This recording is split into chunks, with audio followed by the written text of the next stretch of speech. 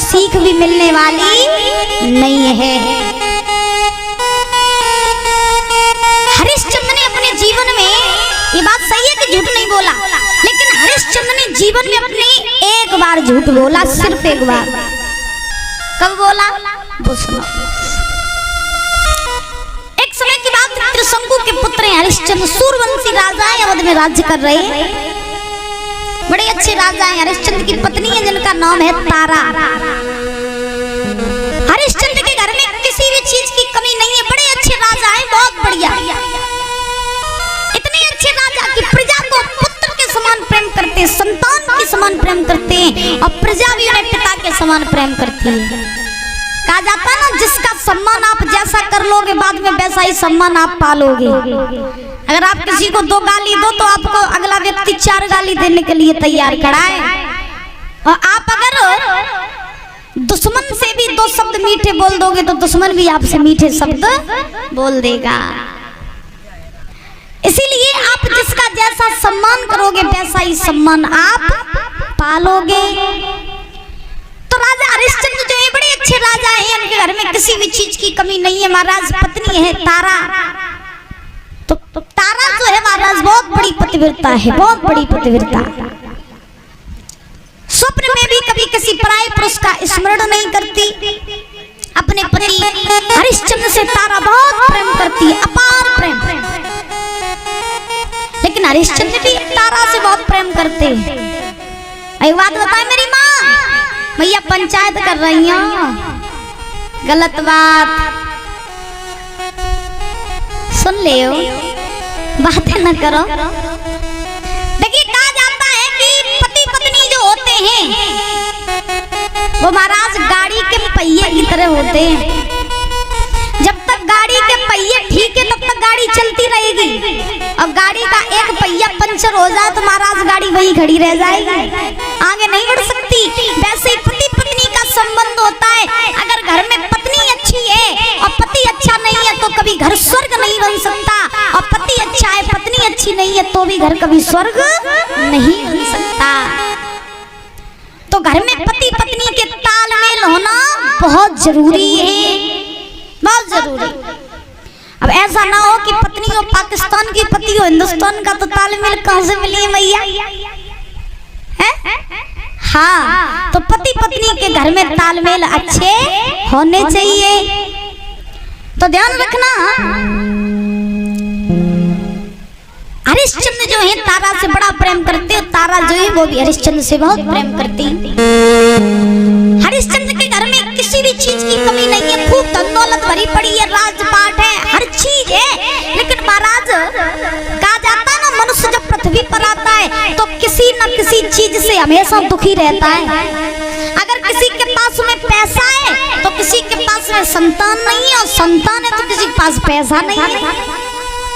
कोई संतान से दुखी, कोई पैसा से दुखी, कोई हारी बीमारी से दुखी, लेकिन दुनिया में सुखी कोई नहीं, कोई सुखी नहीं। अब मैया हुआ ऐसा कि हरिश्चंद्र जो है बहुत धन दौलत उनके घर में है, लेकिन कमी है तो केवल एक ही बात की कि उनके घर में कोई भी संतान नहीं है। और कहा जाता है ना, बिना संतान के घर शमशान जैसा लगता है। तो हरिश्चंद्र जो है बड़े उदास रहते हैं कि परमात्मा ने मुझे सब दुख सुख दिए लेकिन एक संतान का सुख नहीं दिया। अगर मेरे घर में एक संतान हो जाती तो मेरा जीवन बड़ा ही सुखमय हो जाता। और जिसके संतान नहीं होती है ना दादा, उसका समाज में सम्मान भी नहीं होता है। तो हरिश्चंद्र जब अपने राज्य में घूमने के लिए जाते तो लोग उन्हें निर्वंशिया कह के बुलाते, तारा को बांझ कह के बुलाते। अब जिस मैया को बांझ कह के बुलाया जाए, जिस पिता को निर्वंशिया कह के बुलाया जाए, बताओ उन मैया और पिता पर क्या बीतेगी। तो हरिश्चंद्र बड़े उदास हैं, बहुत उदास हैं। एक बार हरिश्चंद्र सभा में बैठे, और जैसे ही सभा में बैठे तो बैठने के बाद में महाराज हरिश्चंद्र के पास में वरुण देवता आए। तो वरुण देवता आए, हरिश्चंद्र को उदास देखा, बोले राजन क्या बात है, तुम इतने उदास क्यों? आज से पहले मैंने तुम्हें कभी उदास नहीं देखा, क्या बात है, आज उदास क्यों हो? हरिश्चंद्र ने जवाब दिया, महाराज उदास तो मैं इसलिए हूँ कि भगवान ने मेरे साथ बहुत बुरा किया। क्या बुरा किया? तो हरिश्चंद्र बोले, महाराज भगवान ने मुझे धन दौलत दी, पैसा दिया, शोहरत दी, सब कुछ दिया, लेकिन एक संतान दे देता तो भगवान का क्या बिगड़ जाता। बिना संतान के धन दौलत बेकार दिखाई देती है। नाथ मेरे घर में कोई संतान नहीं है, मैं इसी चीज के लिए बड़ा ही कष्ट में रहता हूँ। तो वरुण देवता बोले, तुम चाहते क्या हो? ध्यान से सुनना, बात कहां से कहां जा रही है। वरुण देवता ने हरिश्चंद्र से कहा, तुम चाहते क्या हो? तो हरिश्चंद्र बोले, महाराज हम ये चाहते हैं कि मेरे ऊपर जो निर्वंशिया का कलंक लगा है, मेरी पत्नी तारा को लोग बांझ कह के बुलाते हैं, मेरे घर में एक बालक जन्म ले ले, बेशक वो जन्म लेकर के मर क्यों ना जाए। मेरे घर में एक बालक जन्म ले ले, फिर बेशक वो जन्म लेकर के मर जाए तो कोई दिक्कत नहीं है, केवल बालक जन्म ले ले। ये निर्वंशिया का जो बांझ का कलंक लगा है, कम से कम ये तो हट जाएगा। तो वरुण देवता बोले, अच्छा संतान हो जाए, वो मर जाए तो तुम्हें दिक्कत तो नहीं? बोले कोई दिक्कत नहीं। तो वरुण देवता बोले, सुनो तुम्हारे संतान तो हो जाएगी, लेकिन एक शर्त पर। हरिश्चंद्र बोले, कौन सी शर्त? तो वरुण देवता ने जवाब दिया, शर्त ये है कि पुत्र तुम्हारे हो जाएगा, लेकिन तुम मुझे वचन दो कि तुम उसी पुत्र की बलि मेरे यज्ञ में चढ़ा दोगे। हरिश्चंद्र मान गए, महाराज हम ही वरली बोले, ठीक है महाराज हम आपको वचन दे रहे हैं कि अगर मेरे घर में एक बालक ने जन्म ले लिया तो मैं उसी बालक की बलि तुम्हारे यज्ञ में चढ़ा दूंगा। वरुण देवता ने जब महाराज वरुण देवता को वचन दिया हरिश्चंद्र ने, तो वचन देने के बाद में वरुण देवता ने हरिश्चंद्र से कहा, जाओ हरिश्चंद्र तुम भी क्या याद करोगे, ठीक 9 महीने बाद तुम्हारे घर में एक बालक जन्म ले लेगा, लेकिन वचन से पीछे मत हट जाना। तो हरिश्चंद्र बोले, नहीं नहीं महाराज हम कभी भी अपने वचन से पीछे नहीं हटेंगे। रघुकुल रीत सदा चली आई, प्राण जाए पर वचन न जाए। हम कभी अपने वचन से पीछे नहीं हटेंगे। तो महाराज ध्यान रखना, हरिश्चंद्र जो थे, आज उन्होंने जब ये वरुण देव को वचन दिया, देने के बाद वरुण देव वहां से चले गए। धीरे धीरे समय व्यतीत हुआ, तारा ने गर्भ धारण किया। ठीक 9 महीने बाद तारा के गर्भ से एक पुत्र ने जन्म लिया। और जब एक पुत्र ने जन्म लिया तो हरिश्चंद्र ने देखा कि मेरे घर में एक बालक जन्म लेके आ गया। बड़ी खुशी मनाई हरिश्चंद्र ने, बहुत खुशी, खुशी का ठिकाना नहीं रहा। वरुण देवता ने देखा कि हरिश्चंद्र के तो पुत्र हो गया, तो वरुण देवता हरिश्चंद्र के पास में पहुंचे, पहुंच करके हरिश्चंद्र की कलाई पकड़ ली। कलाई पकड़ के एक कोने में ले गए, बोले हरिश्चंद्र मेरा तो वचन पूरा हो गया, अब बारी तुम्हारे वचन की। अब तुम बलि चढ़ाओ मेरे यज्ञ में अपने पुत्र की।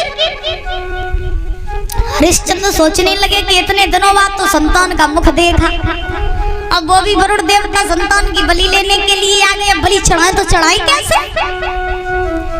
तो ध्यान रखना दादा कि जब वरुण देवता ने कहा कि यज्ञ में बलि चढ़ाओ, तो हरिश्चंद्र ने कहा महाराज मैं बलि तो चढ़ा दूंगा, लेकिन अभी बालक ने हाल ही में जन्म लिया है, तो अभी बालक ज्यादा छोटा है। जब मेरा पुत्र 6 महीने का हो जाए तब हम बलि चढ़ा देंगे। हरिश्चंद्र ने बातों में फांस लिया वरुण देव को। तो वरुण देवता बोले चलो ठीक है कोई बात नहीं, 6 महीने तक का मैं इंतजार कर रहा हूँ, जब तुम्हारा बालक 6 महीने का होगा तो तुम बलि चढ़ा देना। बोले ठीक। वरुण देवता वहां से चले गए।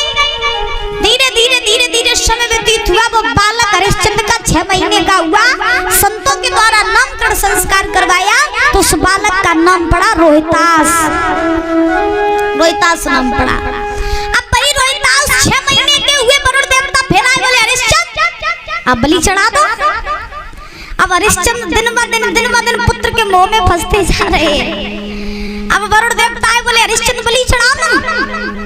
हरिश्चंद्र बोले महाराज बलि तो मैं चढ़ा दूंगा, लेकिन अभी ऐसा करो बालक भी 6 महीने का तो हुआ है, जब मेरे बालक के दूध के दांत निकल आए तुम तब आना। बालक के दूध के दांत निकल आए तब आना। वरुण देवता बोले कोई बात नहीं, मैं इतने दिन इंतजार इंतजार कर लिया थोड़े दिन और सही। वरुण देवता से चली गई, रोहितास के दूध के दांत निकल आए। वरुण देवता फिर आए, बोले हरिश्चंद्र अब बलि चढ़ा दो। अब हरिश्चंद्र बोले महाराज बलि तो मैं चढ़ा दूंगा ना, मैं कहीं जा रहा हूँ, ना आप कहीं जा रहे हो, ना बेटा कहीं जा रहा है। ऐसा करो बलि तो मैं चढ़ा दूंगा, लेकिन अभी नहीं, बलि मैं तब चढ़ाऊंगा जब मेरे बालक के दूध के दांत गिर जाए, जब ओरिजिनल वाले दांत आ जाए तब चढ़ा दूंगा बलि। वरुण देवता बोले ठीक कोई बात नहीं, इतने दिन इंतजार कर लिया, थोड़े दिन और सही। वरुण देव फिर से लौटे। अब रोहित के दूध के भी दांत गिर गए महाराज। जब नए दांत आने लगे, तारा को पता चला कि मेरे महाराज हरिश्चंद्र मेरे पुत्र की बलि यज्ञ में चढ़ाना चाहते हैं। तो तारा ने जवाब दिया मेरे होते हुए मैं अपने पुत्र को यज्ञ में चढ़ने नहीं दूंगी, क्योंकि माँ ऐसी होती है कि माँ बच्चों के सारे दुख अपने ऊपर ले लेती है। तो तारा ने रोहित को अपने पास में बुलाया, रात का समय गोद में बैठाला, बोले बेटा यहाँ से भाग जाओ, भाग जाओ, और अगर तुम यहाँ रहे तो तुम्हारे पिता तुम्हारी बलि वरुण देव के यज्ञ में चढ़ा देंगे, इसलिए भाग जाओ। तो तारा ने रोहित को भगा दिया जंगल में। वरुण देव हरिश्चंद्र के पास में आए, बोले हरिश्चंद्र अब तो बलि चढ़ाए दे। अब महाराज बेटा घर में होवे तब तो बलि चढ़ाए, बेटा ही घर में नहीं है। तो हरिश्चंद्र ने वरुण देव से कहा महाराज बलि अब चढ़ाए तो चढ़ाए किसकी, बेटा ही नहीं है। वरुण देव बोले बेटा नहीं है, कहाँ चला गया तुम्हारा बेटा। हरिश्चंद्र बोले महाराज वो तो डर की वजह से भाग गया जंगल में। वरुण देव बोले इसका मतलब तुमने मेरे साथ में कपट किया, तुमने मेरे साथ में छल किया है। हरिश्चंद्र जाओ, हम तुम्हें छोड़ेंगे नहीं। मैं तुम्हें ये श्राप देता हूँ कि तुम्हें कुष्ठ रोग हो जाए। श्राप दे दिया। वरुण देव वहां से चले गए। अब बताओ हरिश्चंद्र झूठ बोल गए कि नहीं बोल गए? हाँ। अब हरिश्चंद्र जो है वो महाराज जब श्राप दिया वरुण देव ने, तो हरिश्चंद्र बीमार होकर के गिर पड़े, कुष्ठ रोग हो गया हरिश्चंद्र को। अब हरिश्चंद्र इतने बीमार कि उठाई नहीं जा रहा। रोहित को पता चला, जंगल में कुछ लोगों ने खबर पहुंचाई, बेटा तेरा बाप बड़ा बीमार है, चला जा अपने पिता को देख ले आखिरी बार, और अगर तू गया नहीं तो तेरा बाप मर जाएगा। रोहित आई हरिश्चंद्र के पास में, तो रोहित ने जवाब दिया बाबा ये आपकी दशा कैसे हो गई। तो हरिश्चंद्र ने कहा बेटा मुझे वरुण देव ने श्राप दिया है, इसलिए श्राप के कारण मेरी दशा हो गई। मैंने तुम्हारी बलि उनके यज्ञ में नहीं चढ़ा पाई, इसलिए वरुण देव क्रोधित होकर के मुझे श्राप दे के चले गए। रोहित बोले बाबा इस श्राप से मुक्ति का कोई उपाय है? तो हरिश्चंद्र बोले उपाय एक है। कौन सा? कि तुम्हारी जगह अगर कोई दूसरा बच्चा बलि में चढ़ जाए, यज्ञ में चढ़ जाए, तो ये मेरा रोग ठीक हो जाएगा। तो रोहित ने जवाब दिया अच्छा मेरी जगह दूसरा चढ़ जाए तो आप ठीक हो जाओगे? बोले हाँ। तो रोहित बोले चिंता न करो, मैं किसी न किसी बालक को ढूंढ करके ले आऊंगा। तो रोहित ने अपने साथ बहुत सारा धन ले लिया, बहुत सारी गायों को साथ ले लिया, और साथ लेकर के गांव-गांव में घूमने लगे और कहने लगे कि कोई भी पिता अपना एक बालक मुझे बेच दे और मुझसे उसके बदले बहुत सारा धन ले ले। अब कौन ऐसे निर्दयी माँ बाप होंगे जो महाराज अपने बच्चों को बेच देंगे पैसों के पीछे। तो अब रास्ते में मिले रोहितास को विश्वामित्र जी। विश्वामित्र ने रोहित से कहा बेटा कौन हो तुम, कहाँ जा रहे हो? तो रोहित ने विश्वामित्र को सारा हाल बताया। बाबा जी मेरे पिता को श्राप लगा है, वरुण देव ने उन्हें श्राप दिया है, श्राप के कारण वो बीमार हो गए हैं, और जब तक वो वरुण देव का यज्ञ नहीं करेंगे और यज्ञ में बलि नहीं चढ़ाएंगे तब तक वो ठीक नहीं होंगे। और बलि के लिए मैं एक लड़के को ढूंढ रहा हूँ, लेकिन बाबा जी कोई माँ बाप ऐसे नहीं है जो अपना बच्चा मुझे बेच दे। तो विश्वामित्र ने जवाब दिया तुम चिंता न करो, मेरी नजरों में मेरे एक बहनोई है जिनका नाम है अजीत गर्त ब्राह्मण। तो तुम अजीत गर्त के पास चले जाओ, उनके घर में 3 पुत्र हैं, तो हमें हमें पूरा भरोसा है कि वो एक ना एक बालक तुम्हें बेच देंगे। रोहित चले अजीतगर्त ब्राह्मण के पास में पहुंचे, पहुंच करके हाथ जोड़ के बोले महाराज अपना एक बालक हमें बेच दो और तुम्हारे ऊपर इतनी गरीबी है और हमसे तुम बहुत सारा धन ले लो, और जब आप धन ले लोगे तो आपकी ये सारी गरीबी दूर हो जाएगी। 2 बच्चे तो आपके पास ही रहेंगे, केवल एक ही दे दो। अजीतगर्त बोले ठीक है मैं तुम्हें एक बालक दे दूंगा, लेकिन जो बालक तुम्हारे साथ जाने के लिए तैयार हो जाए तुम उसे ही ले जाओ। अजीतगर्त ब्राह्मण ने तीनों बालकों को बुलाया, लाइन से खड़ा कर लिया। अब रोहित सबसे बड़े वाले के पास पहुंचे, बोले भैया तुम चलोगे मेरे साथ?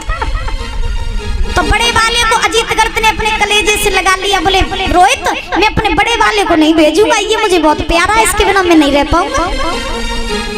तो रोहित ने जवाब दिया ठीक कोई बात नहीं, बड़े वाले को नहीं ले जाऊंगा। सबसे छोटे वाले के पास पहुंचे, बोले भैया तुम चलियो मेरे संग। तो छोटे वाले के पास में मैया आई, सो कलेजे से लगा ले, बोले रोहित ये छोटा वाला मुझे बहुत प्यारा, मैं इसको नहीं भेजेंगे।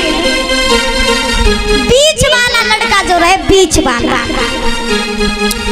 वाले का नाम रहे सुनासेस। तो रोहित सुनासेस के पास में पहुंचा, बीच वाले लड़के के पास हाथ जोड़ के बोले रोहित भैया तुम चलोगे मेरे साथ? तो सुनासेस ने अपनी आंखों में आंसू भर लिए और जवाब दिया भैया बड़े वाले भैया को पिता ने कलेजे से लगा लिया, छोटे वाले भैया को माँ ने कलेजे से लगा लिया, लेकिन मेरे पास कोई नहीं है, इसीलिए मैं तेरे साथ चलने के लिए तैयार हूँ। एक बात बता भैया, हमने ये प्रैक्टिकल करके देखा है, बिल्कुल सत्य घटना। अगर घर में 3 बच्चे हो ना, 3, बिल्कुल सही बात बता रहे हैं, घर में जब 3 बच्चे होते हैं तो जो सबसे बड़ी संतान होती है वो पिता को ज्यादा प्यारी होती है और सबसे छोटी वाली माँ को ज्यादा प्यारी होती है, और बीच की संतान बीच में ही अटकी रहती है। बीच वाले ऐसी बात नहीं माँ बाप प्रेम नहीं करते, प्रेम तो बीच वाले को भी करते, लेकिन बेचारों वो बीच को बीच में ही अटको रहा था, ना तो आगे को ना तो पीछे को। हाँ तुम्हारा ध्यान रखना। सुनासेस ने रोहित से कहा भैया मैं तुम्हारे साथ चलने के लिए तैयार हूँ, क्यों? क्योंकि आप मेरे बदले मेरे पिता को बहुत सारा धन दे दो, क्योंकि मैं चाहता हूँ कि मेरा ये जीवन मेरे माता पिता के लिए बलिदान हो जाए। जब तुम मुझे ले जाओगे तो मेरे बदले तुम बहुत सारा धन दोगे मेरे पिता को, तो मेरे पिता की सारी गरीबी दूर हो जाएगी, और मैं मर जाऊंगा तो कोई बात नहीं, मैं मुझे मर जाने दो, ये तो मेरा भाग होगा जो मैं अपने माता पिता के लिए बलि पर चढ़ जाऊंगा। ध्यान रखना। आज रोहित ने बहुत सारा धन दिया अजीतगर्त ब्राह्मण को, और दे करके दादा सुनासेस को अपने साथ लेकर के हरिश्चंद्र के पास आए। और जब हरिश्चंद्र के पास में आए हैं रोहित, तो हरिश्चंद्र से जवाब दिया बाबा आप यज्ञ रचवाओ, वरुण देव को बुलाओ और मैं बालक ले आया हूँ, इसकी बलि चढ़ा दो, आप इस श्राप से मुक्त हो जाओ। हरिश्चंद्र ने यज्ञ की तैयारियां कराई, वरुण देव को बुलाया और बुला करके सुनासेस को खड़ा कर लिया। अब ध्यान से सुनना भैया, सुनासेस को खड़ा किया, और जब बलि की बारी आई, बलि चढ़ने का समय हुआ, छोटा बालक था सुनासेस, तो जब बलि पर चढ़ने के लिए तैयार हुआ तो रोहित महाराज हरिश्चंद्र ने सुनासेस से एक बात कही। कौन सी बात? हरिश्चंद्र ने सुनासेस से कहा ये बता कि तू अपने माता पिता को छोड़ करके यहाँ मरने के लिए आ गया, तुझे डर नहीं लग रहा? डर नहीं लग रहा तुझे? तो सुनासेस ने एक बात कही, हे राजन डर मुझे नहीं लग रहा है। क्यों? क्योंकि मैं तो अपने आप को सौभाग्यशाली समझता हूँ जो आज मेरा जीवन मेरे माता पिता के खातिर बलिदान हो रहा है। मैं अपने माता पिता के खातिर मर रहा हूँ, मेरा तो ये सौभाग्य है। और ध्यान रखना, आपका ये जीवन अगर माँ बाप के लिए चला जाए, खत्म हो जाए, तो समझ लेना आपके जितना सौभाग्यशाली कोई नहीं है, क्योंकि माता पिता हमारे असली भगवान होते हैं। माता पिता सुखी हैं तो हम सुखी हैं, अगर माता पिता दुखी हैं तो हमें भी कभी सुख नहीं हो सकते। सुनासेस ने जवाब दिया महाराज